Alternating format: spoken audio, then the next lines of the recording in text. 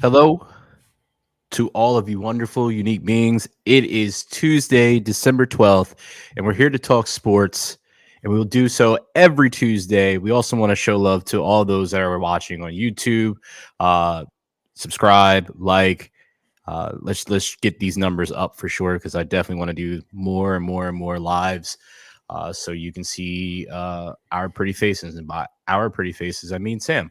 Uh, we Thank you. have a lot to get to. You're welcome. We got a lot to get to today. We'll run down the games. I literally only watched one game this week, and it was not great for my team, but we'll get to that. We'll definitely talk about this team right here. I am pointing for those on YouTube that can see it, but Yankees, which they made some big moves. And I mean, the biggest signing that was the biggest domino waiting to drop was Shohei and where he signed. I'm pretty sure you heard the news by now, but we'll absolutely get into that. The in-season tournament has now concluded. We have a champion. We have an MVP. Neither of those should kind of be a shock. And then we also have the Heisman, which, Sam, I got to be honest, I didn't even realize that the Heisman was this past weekend. And then I was just like scrolling past the channel and it said the Heisman ceremony. And I was like, oh, okay, cool. Yeah, second Saturday of the month of December. Yeah, Yeah. Yep. it happened. Shows you how much I care. Now to introduce the most dominating tag team from the East, the brains of the group, the number cruncher. He's the advisor. Sam, how you doing? What's up, my friend? I didn't watch the Heisman either, so Okay, that's fair. do you I'm care? just the other half. No, I don't care. Yeah, I'm just the no, I other know. half. I'm just here so I don't get fined. I'm Brandon. This is episode 118 of the Chasing Points podcast. Uh, let's. Where do you want to You all dive right, my in? friend? You seem a little blue today. I'm I'm not. not rubbing it in. I'm because I like your team too. I'm just saying you seem a little We split with the you all Cowboys right? 2 years in a row. Yeah, We split with them last year and went to the Super Bowl. yeah, It is what that's it true. is. That happened. Obviously, I would have liked the outcome to be better, but you can't win them all. And this is something that honestly needs to happen. So we'll just talk about this since we're here. Um, the Eagles, 2 weeks in a row, get blown out by two NFC rivals. Last week, the Niners. This week, the Cowboys.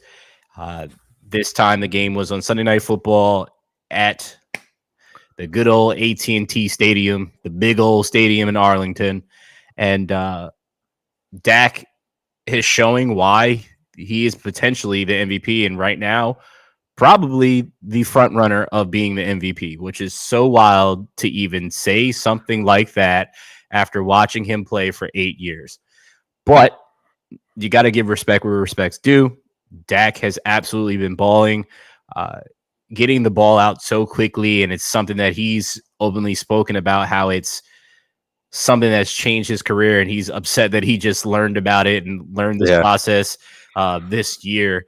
But being able to get that, and I mean, and this with anything, the maturation of whatever your craft is, you're going to learn things after a while and might look back like, damn, I could have been doing it this way, but it all falls in place. But the way he's getting the ball out, the way that defense is swarming, if you watch the game, which I know you did, Sam, the battle between Stephon Gilmore and AJ Brown was not something that I was anticipating going into the game.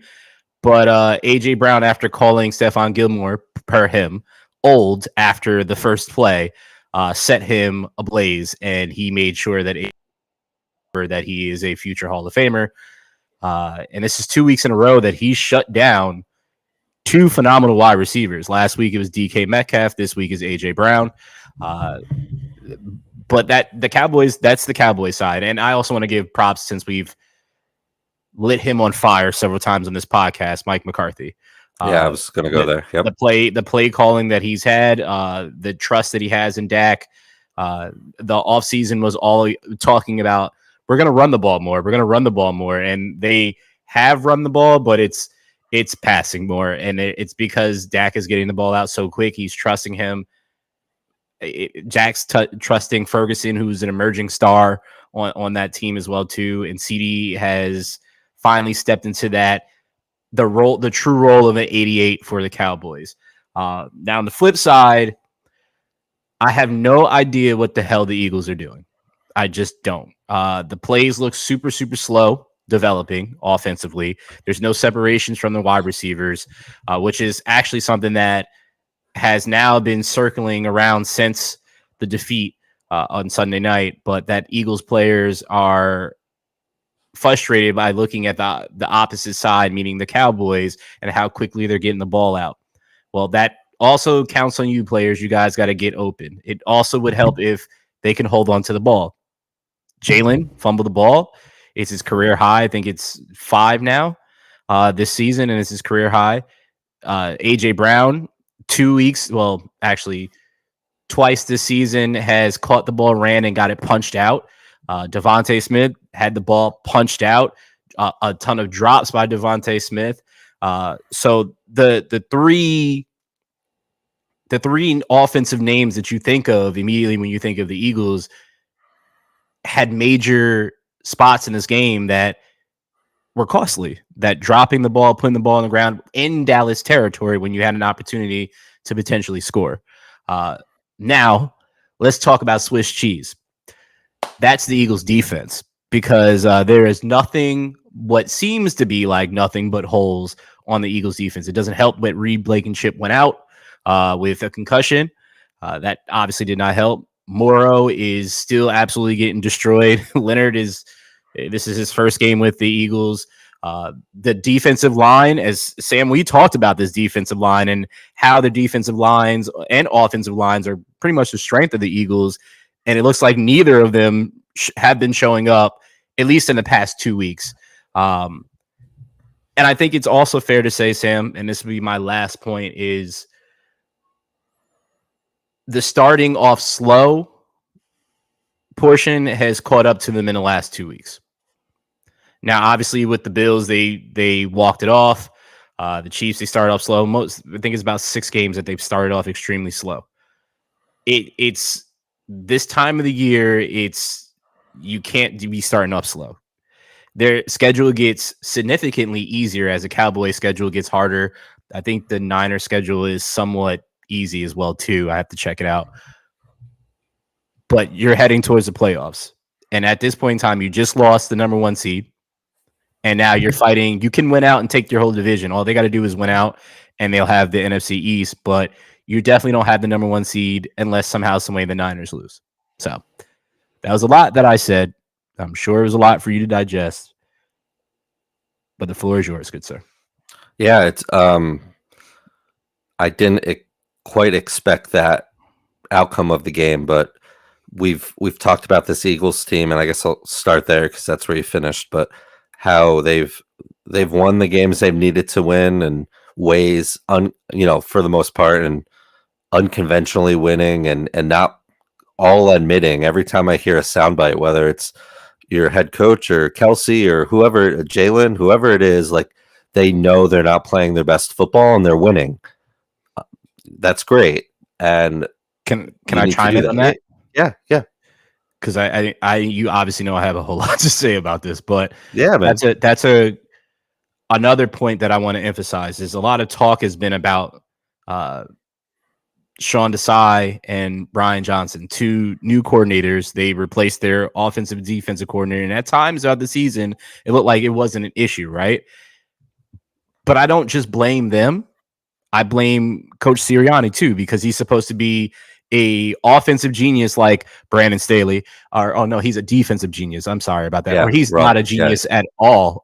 Anyway, but he's supposed to be an offensive genius. He's supposed to be a guy that is supposed to motivate his team, and I don't see the motivation. But also, it's at what point, I know it's always gets pushed back on the coaches, but at what point does it get pushed on the players too? But continue. Yeah, no, you're absolutely right. And it was your division to lose, number 1 seed to lose, and it's not lost, but it's not, you're not holding it all in your hand right now.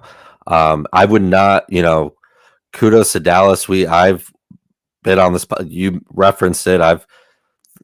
when Kellen Moore left, or whatever happened there, and Mike McCarthy was taking over the play calling reins, it was like, oh, are we serious? We're going from one of the faster paced offensive coordinators, brighter, newer minds in this league, in this game, and now we're going to Mike McCarthy, where the end of his Green Bay tenure left a lot to be desired, and now he's calling plays, and he's going to rejuvenate Dak and all of this, and and he has, he had an appendectomy earlier this week too. Yeah. Like, it's wild that he's standing on the sidelines there. But dude, Dak in his last 7 games, 6-1, 22 TDs, only 2 picks.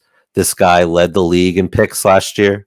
So yeah, some of them are bound, take the wrong bounce off a hand or a Hail Mary or whatever.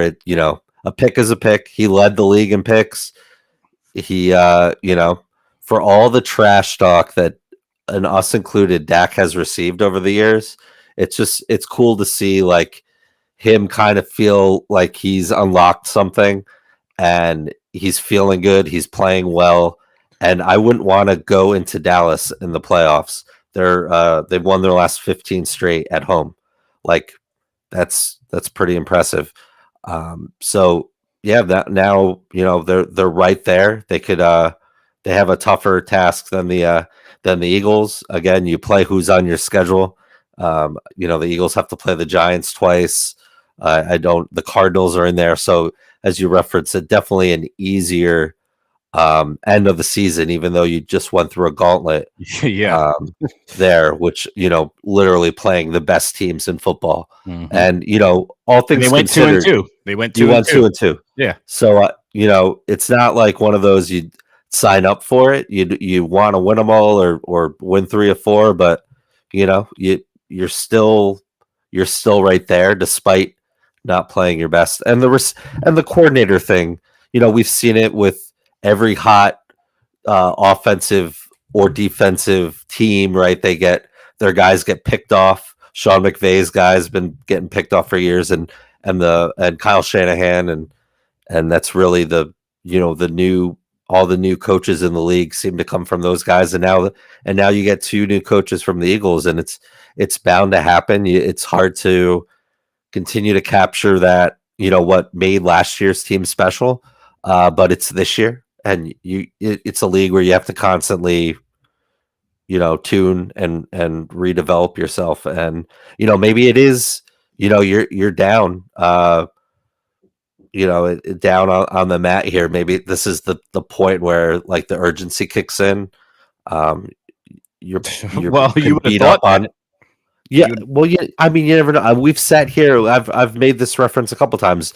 A couple years ago, like, all right, when are the Lakers going to figure it out? When is this team going to figure it out? When are they going to do it? And then all of a sudden, it's playoff time and they don't. Yeah, and they just are who their record said they were, how their outcomes said they were, and that's just kind of it. It just can't put it all together. Well, I mean, to be fair to that point, though, I mean, as we just mentioned, they just went through a gauntlet and played 4 of the best teams in the NFL, beat 2 of them, lost to 2 of the other ones, right? So for the Niners, as I said, you said it's all they have a chance of coming back and getting the 1 seed. I'm gonna tell you right now, Sam, like I said before, they lost the 1 seed. They're not getting the 1 seed back. The Niners have the Cardinals. They have the Ravens. That's their toughest game that they have left. That's on Christmas. They have the Ravens. And then they have the Commanders, and they have the Rams. So I see 3 wins right there. The Ravens game is going to be phenomenal. So I'll definitely be tuning in for that one. And then the Cowboys get the Bills, the Dolphins, the Lions, and the Commanders. So yeah, it's tough sledding. There's 3 toss-up games. It could go either way in that one because there's 3 good teams, and then definitely going to beat the Commanders. So yeah, they have a chance. And Sam, I mean, as a fan, I pray they wake up and smell the coffee.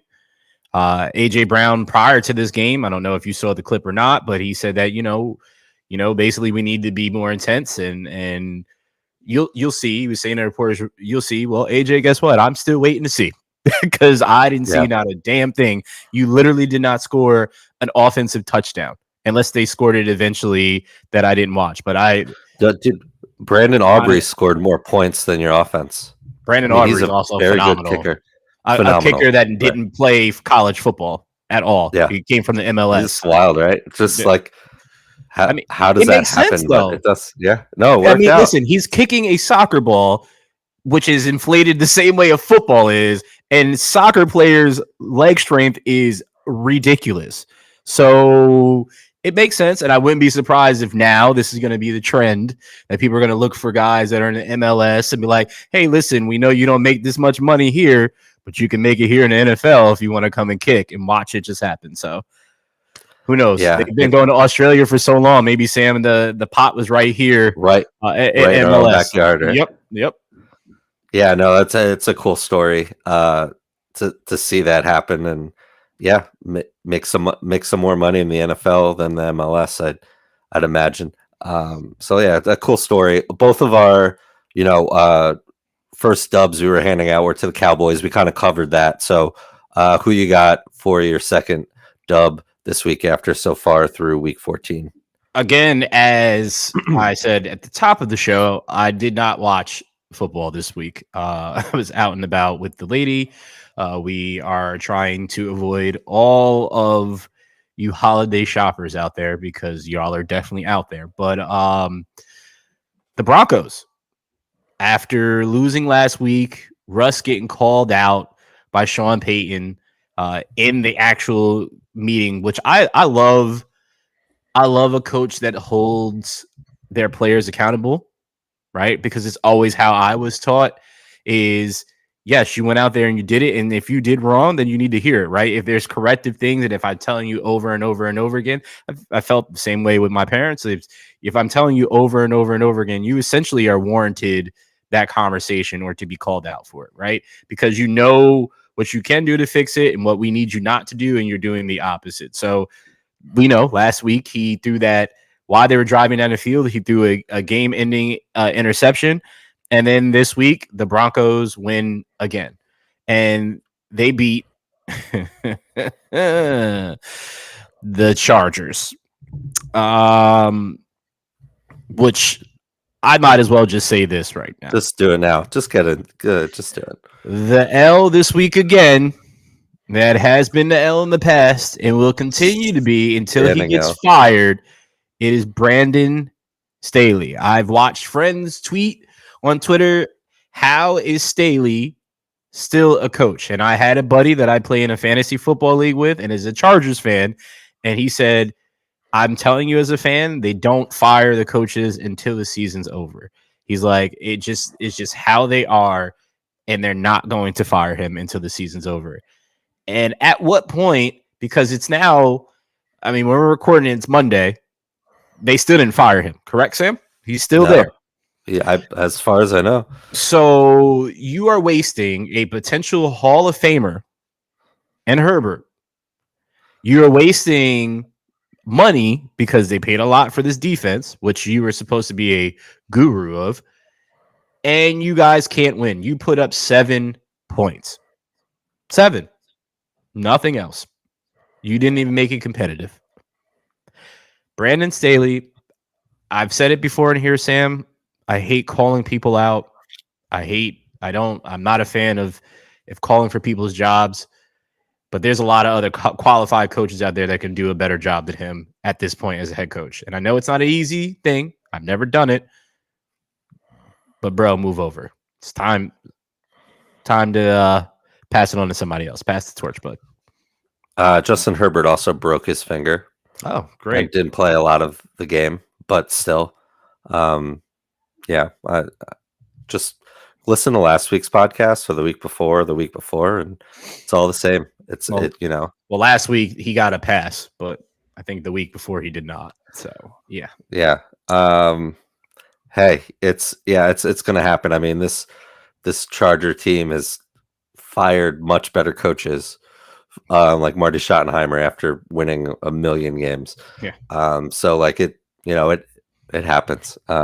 I thought Kellen Moore would help this team, and yeah, they're scoring points when the team's healthy, but that defense is atrocious. And we've listed off the ranks. I'm sure they're the same. They're at the bottom of the league in every kind of defensive metric that matters. So I think, motion to strip the genius title from Brandon Staley, but I And a don't. lot of other coaches.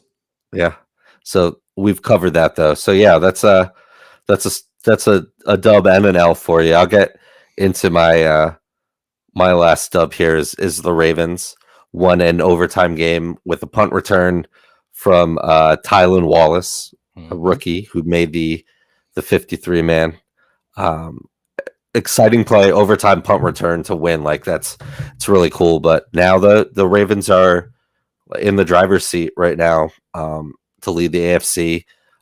Some big matchups, as I mean, you mentioned Christmas Day. I didn't know I'd be excited to tune in for football when there's always so many great basketball matchups, readily available on Christmas. But they're looking really good. Lamar's got command of this offense. Whoever is in that backfield seems to be getting efficient touches, and OBJ has resurrected to look. He's got strides of his old self. Made some impressive plays over the last You few did. weeks, and where they needed to, they've lost Mark Andrews.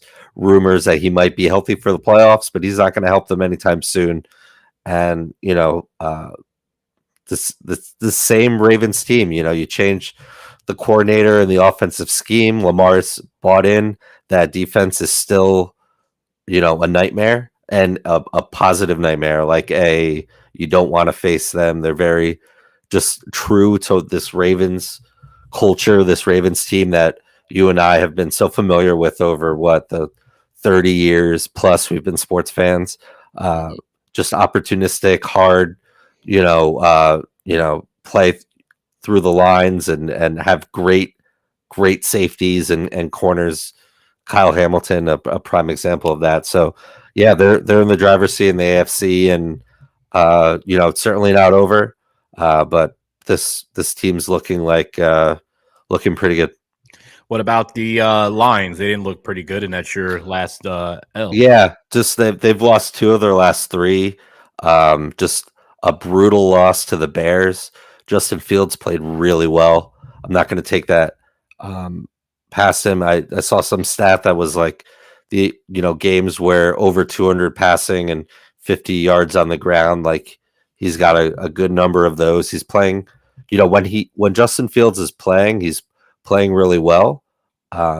Certainly will be a tougher. He's making it tougher on this front office in Chicago because they will likely have the first pick because they have Carolina's pick, and Carolina doesn't look I like mean, they're getting another win. at this point, the So front office should just move on from him because it's I the think damage has so. been done there, and I don't mean that as a shot at him. I'm just saying give him a chance to go somewhere else and start fresh. So Yeah, I mean it's you really need to be bought in on Justin Fields to move that pick, and you could get a haul for that pick. Don't get me wrong, whether it's Caleb or Drake May, whoever it is.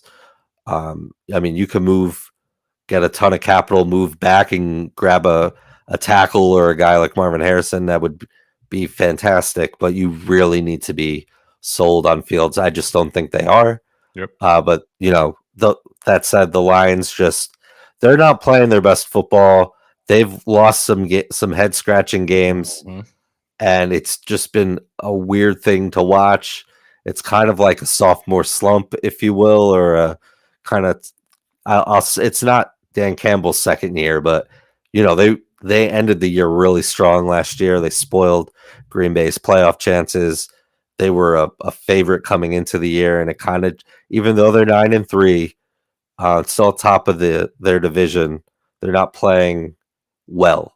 And the Packers they still have to play tonight, Monday night when we're recording this, but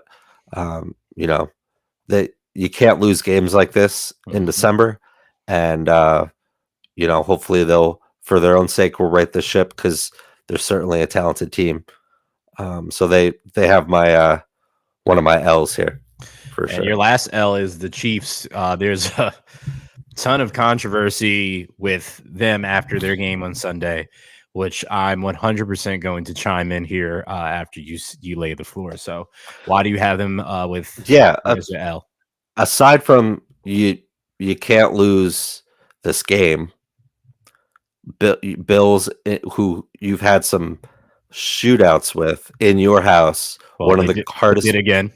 yeah, one of the hardest places to play, and your receivers let you down again. Mm-hmm. This time, Kadarius Toney. But what really gets the L here is I never thought I would even say this. It's Patty Mahomes, man. It's Patrick Mahomes. Like I saw the end of the game. I was at a friend's house. Mm-hmm. Um, and saw the end of. I saw a lot of this game. See, Definitely saw everybody, the end. Sam doesn't hang out with me on football Sunday. See what I mean? Continue. Well, it was one of my best friend's birthday and my daughter's birthday, so you know, Sam still doesn't hang out with didn't me. invite you. Didn't invite you. Sam doesn't like me. Listen, so I saw a lot of this game, and I thought when they were, Patrick Mahomes is making a fool of himself, after the game and in the press conference. I thought there was more referee mistakes that I missed. And no, he's just talking about like a blatant offsides. Like there's like I was trying to think of like how to sum this up. It's kind of like if you're driving over the speed limit and you're like a couple miles over the speed limit, you're in traffic, you're not going to get pulled over. But when you're blatantly going 15 20 miles over the speed limit and there's not much else on the road, you're going to get clipped and you're going to get caught. And it's kind of like I could understand. And I think their gripe was like Kadarius Toney was a little bit offsides, but like he was basically over the line of scrimmage. His foot was definitely over the line of scrimmage. He was in the neutral zone. Like this was as blatant as they could get. I know they probably would have appreciated the Chiefs, like the refs helping them out a little bit, but like, and I know Patrick was frustrated, and it was a big game to lose, and it was a hell of a play. And if there were no flags on that play, it would have been one of the ones we remember from the season. But it's not like offsides is a new thing, and it's not like it was kind of like barely over into the neutral zone. Like he was basically standing in it. So I just think it's foolish and silly. I get the frustration, but regardless if he was offsides or not, if you've ever played football and flag football, organized football, high school, college, pre, you're supposed to, as a wide receiver, check with the receiver to the refs to make sure that you are lined up. That is your job, especially in a moment like that. Like they do tend to help you and say, hey, move back a little bit. They'll tell you that, but in the heat of the moment, that's one of the biggest points of the game, if not the biggest point of that game. That's not their job. That was Tony's job, Kadarius Toney's job, to check. Which after Andy Reid, he mentioned something, and then today he did confirm that Kadarius Toney did not check with the ref. That's on him. At the end of the day, that is on him. It's not the ref's job to do that. It's your job to line up online, just like it's everybody else's job that on that line, defense and offense, to line up on side. Now, I'm glad you said, I know you said that you're surprised that you gave it to Pat Mahomes, but I'm very, very thankful that everybody got to see Patrick Mahomes this way. Now, I enjoy Patrick Mahomes, and there's not much about him that I do not like.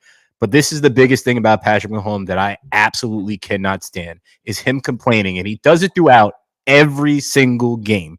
He complains about every call that he doesn't get. If you just watch him, because I've watched most of his games since he's risen to this status, and I watch how he complains, and he's always trying to lobby with the reps. Now, I know that's most quarterbacks, but he is very, very, very, very, very blatant with it. And I watched it very, very clearly in the Super Bowl for sure.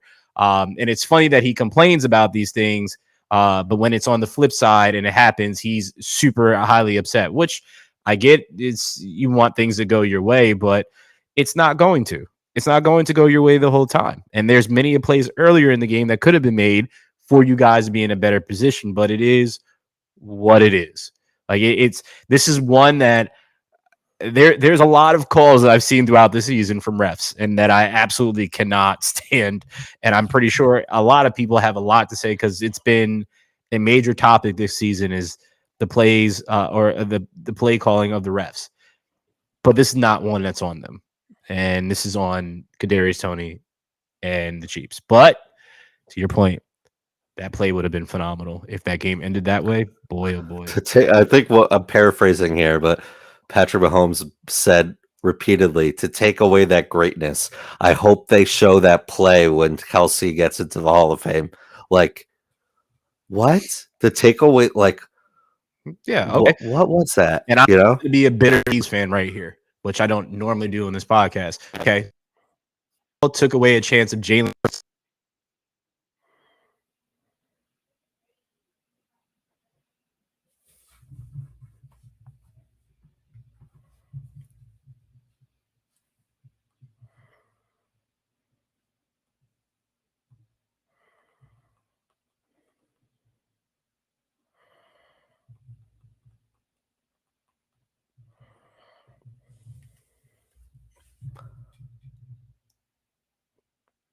well, I think we lost Brandon.